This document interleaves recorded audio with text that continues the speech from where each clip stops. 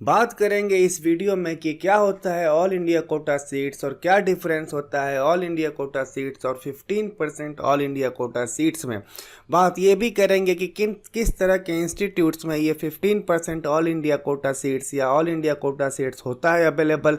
क्या ये सारे गवर्नमेंट इंस्टीट्यूट्स में अवेलेबल होता है, और अगर नहीं तो कौन से गवर्नमेंट इंस्टीट्यूट्स हैं जिनमें ये अवेलेबल नहीं होता है। तो सबसे पहले बात कर लेते हैं अपने पहले प्रश्न की। तो जहाँ तक बात है दोस्तों, ऑल इंडिया कोटा सीट्स और 15% ऑल इंडिया कोटा सीट्स ये दोनों एक ही हैं। 15% नाम इसलिए दिया गया है कि टोटल इनटेक का 15% सीट जो होती है वो ऑल इंडिया कोटा सीट कहलाती है। और ये किन इंस्टीट्यूट्स में होता है अवेलेबल, इस दूसरे पार्ट में अपन देख लेते हैं। तो ऑल इंडिया कोटा सीट्स वो सीट्स होती हैं जिनका एडमिशन प्रोसेस सेंट्रल गवर्नमेंट की पॉलिसी के अकॉर्डिंग होता है।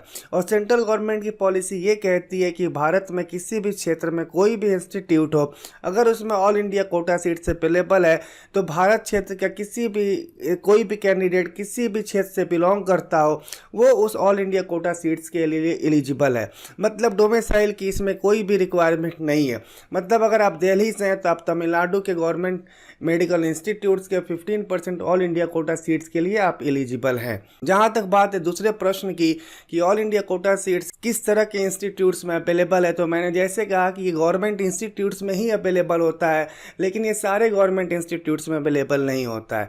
और जिन गवर्नमेंट इंस्टीट्यूट्स में अवेलेबल नहीं होता है उसके बारे में भी जानेंगे, लेकिन सबसे पहले तो ये हम जान लें कि गवर्नमेंट इंस्टीट्यूट्स भारत में कितने तरह के हैं। तो जैसे कि आप इस स्लाइड में आप देख पा रहे हैं कि गवर्नमेंट मेडिकल इंस्टीट्यूट 4 तरह के हैं। जनरल गवर्नमेंट मेडिकल इंस्टीट्यूट जैसे Maulana Azad medical college, government aided medical institute जैसे अपन सेमी गवर्नमेंट मेडिकल इंस्टीट्यूट भी कहते हैं, special government medical institute like ESIC है, AFMC है, और central universities like Aligarh Muslim university और Banaras Hindu university. All India quota seats या 15% ऑल इंडिया कोटा सीट्स जो अवेलेबल है, आप इस स्लाइड में आप देख पा रहे हैं कि ये सारे के सारे गवर्नमेंट मेडिकल कॉलेज में अवेलेबल होता है, जो जनरल गवर्नमेंट मेडिकल कॉलेज होते हैं। जहां तक बात है गवर्नमेंट एडेड मेडिकल कॉलेजेस की, तो गुजरात स्टेट को छोड़कर जितने भी स्टेट और यूनियन टेरिटरीज हैं भारत में, जितने भी सेमी गवर्नमेंट या गवर्नमेंट एडेड मेडिकल इंस्टीट्यूट है, सभी में 15% ऑल इंडिया कोटा सीट्स या all India quota seats available होता है। Special government medical college ESIC में अवेलेबल है, AFMC में अवेलेबल नहीं है। तो क्या उन गवर्नमेंट एडेड मेडिकल इंस्टीट्यूट्स जिसमें ये अवेलेबल नहीं है 15% ऑल इंडिया कोटा सीट्स, तो उसमें किस तरह की सीटें अवेलेबल हैं, तो उनके बारे में जान लेते हैं। जहां तक बात है कि गुजरात के गवर्नमेंट एडेड मेडिकल इंस्टीट्यूट की, तो उसमें जो 100% सीट है गुजरात एडेड मेडिकल इंस्टीट्यूट्स की कॉलेज की वो गुजरात कोटा, गुजरात स्टेट कोटा के अंदर आती है। मतलब उसमें डोमिसाइल की रिक्वायरमेंट होती है गुजरात सरकार की पॉलिसी के अकॉर्डिंग उसमें सीटें भरी जाती हैं। जहाँ तक AFMC और BHU का सवाल है, इसमें 100% seat all India Kota type की ही होती हैं। चूँकि वो 15% नहीं होती है, 100% होती है, इसीलिए इसको अपन ऑल इंडिया कोटा नहीं कहते हैं, इसको अपन कहते हैं BHU ओपन कोटा या AFMC कोटा। जहाँ तक AMU की बात है, इसमें 50% सीटें जो होती हैं वो ऑल इंडिया कोटा टाइप की होती हैं।